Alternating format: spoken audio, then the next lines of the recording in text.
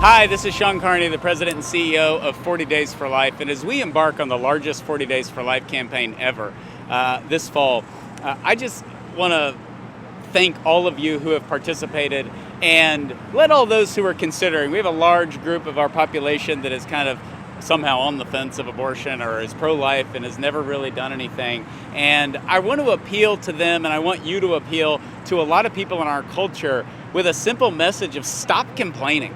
Stop complaining, stop whining. We know what's going on in our culture. We know what's going on. We've had this increased rise of support of Marxist ideas.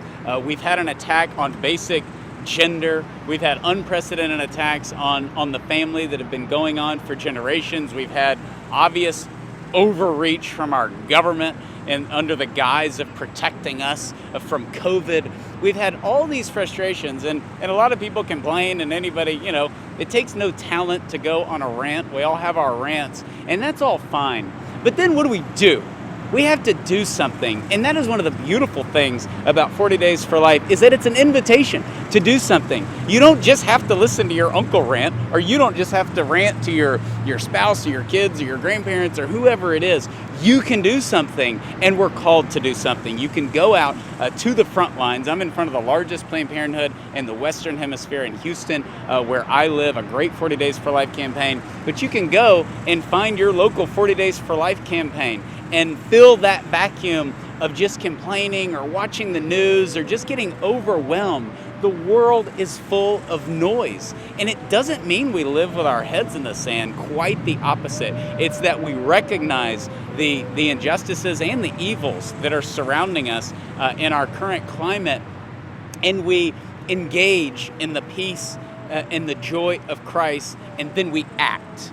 And we have to engage him before we act, or it's all for naught. So don't complain, don't whine. We've all done it, of course, but go do something. Go save a baby. Go help a mom who has no idea what's going on or care what's going on with Biden or AOC or anything in Washington, D.C. She just wants a way out, and she just wants an abortion, and you can lend a helping hand this fall. And so shame on us if we don't act on these convictions that we can, whether we have the capacity to go out and peacefully pray at an abortion facility, or whether we can, pray at home if we're unable to do that for whatever reason. But do something and make a resolution that, as a Baptist preacher once told me in East Texas, the world hasn't ended yet, so God must want something from me.